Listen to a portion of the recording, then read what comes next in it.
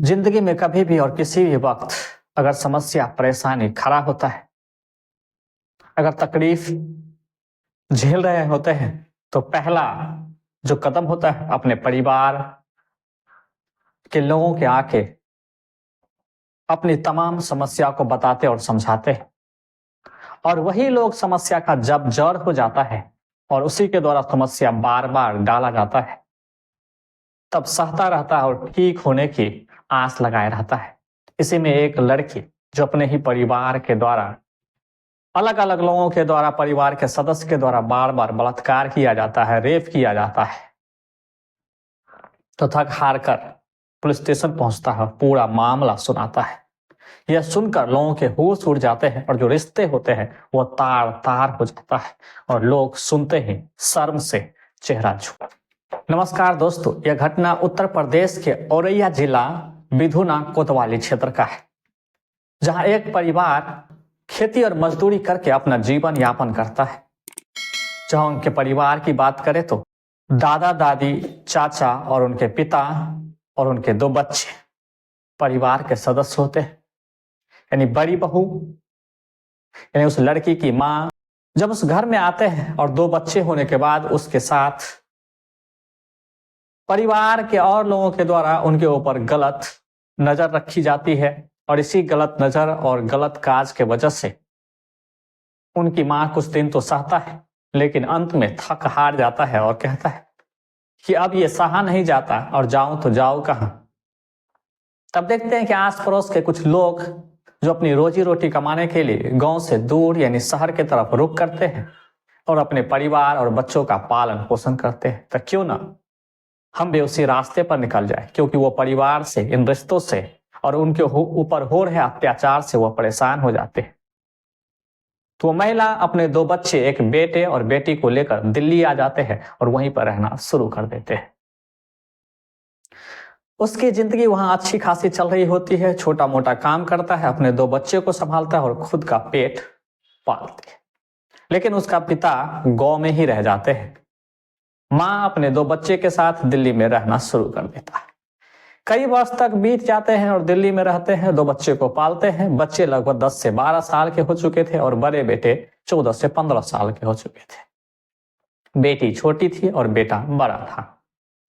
कई साल गुजरने के बाद उनके घर से यानी चाचा और उनके पिता दिल्ली पहुंचते हैं और दिल्ली पहुंचकर अपनी पत्नी को या कहे तो चाचा अपनी भाभी को, दोनों मिलकर उन्हें समझाते हैं और घर की तरफ रुख करने के लिए बताते हैं। लेकिन महिला के ऊपर जो भी अत्याचार हुआ था वो अंदर ही अंदर टूट चुकी थी और घर के तरफ जाने का कुछ भी मन नहीं करता। तो वह इनकार करती है। ये कहता है कि पहले बच्चे चले जाए, उनके ऊपर जो जिम्मेदारी है तो थोड़ा बोझ हल्का हो जाए। तो अपने बेटे और अपनी बेटी को बहुत कहने के बाद, समझाने के बाद उनके साथ भेज देता है। उनका पिता और चाचा लड़के और उस लड़की को लेकर वापस घर आ जाता है। लगभग 12-13 साल की ये लड़की घर में रुकती है और कुछ ही समय बाद वो लड़का चंडीगढ़ की एक पत्थर फैक्ट्री में काम करने के लिए चले जाते हैं। ये लगभग 2023 की बात है। तो अब इनके घर में चाचा चाची, उनके पिता, उनके दादा दादी और वो लड़की घर में रहते हैं, खेती बाड़ी करते हैं और खेत से जुड़े तमाम काम करते हैं। वहीं चाचा की बात करें तो वो बकरी भी चराते हैं और बकरी रखे हैं, पशुओं भी रखा हुआ है। और दादा खेत में काम करते हैं और किसानी का काम करते हैं और पिता भी इसी से जुड़ा होता है। धीरे धीरे अब लड़की के ऊपर अत्याचार शुरू होने लगता है। चाचा और चाची की तरफ से गाली गलौज करना शुरू कर देता है। परिवार में लड़की की जो इज्जत होती है वो ना के बराबर हो जाता है और कोई भी उसकी वैल्यू नहीं करता, उनकी बातों और उनके दुखों को समझने की कोशिश नहीं करता है। हमेशा डांट फटकार मिलती है, बात सुनते हैं, गालियां सुनता है। इनके बावजूद भी उनके जो चाचा होते हैं उनका नजर, गलत निगाह लड़की के ऊपर पड़ जाता है। 13 साल की लड़की उन्हें डराता है, धमकाता है और उन्हें गलत तरीके से उनके शरीर को छूता है। लेकिन लड़की सहती है। लेकिन कहे तो कहे किसको, जब पिता को ये बात बोलते हैं तो पिता भी उन बातों से मुकर जाता है और कोई एक्शन लेने से इनकार कर देता है, उल्टे उस लड़की को ही डांट देता है। दोस्तों ये सिलसिला चलता रहा, लेकिन जब उसके चाचा को लगा कि अब ऐसा कुछ नहीं हो सकता है, इन्हें बोलने वाला कोई नहीं है, तो उनका चाचा जो होता है उन लड़की के साथ गलत व्यवहार घर के अंदर ले जाता है, घर के दरवाजे को बंद करता है, बल्ब को बंद करता है और इनके बाद हाथ पैर पहनकर उसे कई कई घंटों तक बलात्कार करता है, शारीरिक संबंध बनाता है और फिर से उसे मारने पीटने की धमकी देता है और किसी से ना कहने की धमकी देता है। जब ये बात धीरे धीरे उनके परिवार के सभी लोग जान रहे होते हैं, लेकिन इसके खिलाफ कोई आवाज नहीं उठाते हैं, तो काम के सिलसिले से उस लड़की को खेत भेज दिया जाता है अपने दादा के यहाँ खाना पहुंचाने के लिए, कोई सामान पहुंचाने के लिए। जब खेत पहुंचते हैं तो दादा भी खुले आसमान के नीचे उनके साथ बलात्कार करता है, शारीरिक संबंध बनाता है, जोर जबरदस्ती करता है, तमाम प्रकार के घिनौने हरकत करता है और हवस का शिकार बनाता है। दोस्तों इतना ही नहीं, जब वो लड़की पूरी तरह से बिखर चुकी होती है, वो इनका हर दिन का काम हो जाता है, तो उनके खुद का पिता भी उनके साथ यही करता है। अब उस लड़की को आवाजों को सुनने वाला उन परिवार में कोई नहीं बचता है। हालांकि दादी भी होती है, चाची भी होती है। जब उन्हें ये बताया जाता है तो उनके द्वारा भी उन्हें डराया और धमकाया जाता है और उन्हीं के ऊपर बोल दिया जाता है। इससे लड़की पूरी बेबस हो जाते हैं, परेशान हो जाता है और अपने ऊपर हो रहे अत्याचार जुल्म की कहर को सहते रहता है। और उनके चाचा के द्वारा कई बार घर के अंधेरे में हाथ पैर बांध कर लड़की चीखती है, चिल्लाती है, लेकिन इनके बावजूद भी लड़का जो उनके चाचा है उनके ऊपर हैवानियत सवार हो चुका है और हवस की भूख इतनी ज्यादा है कि वह कुछ भी समझता नहीं है, सिर्फ और सिर्फ उनके ऊपर अत्याचार करता है, शारीरिक संबंध बनाता है, उनका बलात्कार करता है। उन्हें दर्द तकलीफ पीड़ा उन्हें कुछ समझ में नहीं आता है, क्योंकि ये हवस का शिकार हो चुका है। ऐसी तरह उनके दादा भी खेत खलियानों में खुले आसमान में उनके साथ यही करते हैं। उन्हें लोगों से मिलना जुलना बंद कर देता है, जो स्कूल में उनका दाखिला था उन्हें भी बंद कर देता है और तमाम प्रकार के किसी से मिलना और बातें करना उनकी पूरी तरह से बैन हो जाती है। अगर ऐसा पकड़ा जाता है कि वो किसी से बात कर रहा हो तो उन्हें बुरी तरह से पीटा जाता था और एक लड़की डरी सहमी सी अंदर ही अंदर पूरा टूट चुका था। उनके लिए संसार में अब उसे सहारा देने वाला या उसे बचाने वाला, उनके दुख को सुनने वाला वो कोई नहीं। आखिरकार तक ये लड़की 1 साल तक इस तरह के अत्याचार को, अपने ऊपर हो रहे जुल्म को सहता रहता है, इसी डर से कि उन्हें मार देंगे, उसे जान से खत्म कर देंगे। उन्हें पीटने का डर था और अपने ऊपर हो रहे शारीरिक अत्याचार का डर भी सताता था। उन्हें पिटाई के डर से उन्होंने किसी को भी नहीं कहा। लेकिन लगभग लड़की 14 साल की हो रही होती है, तब वो लड़की गर्भवती हो जाती है, यानी अब उनके पेट में बच्चा होता है।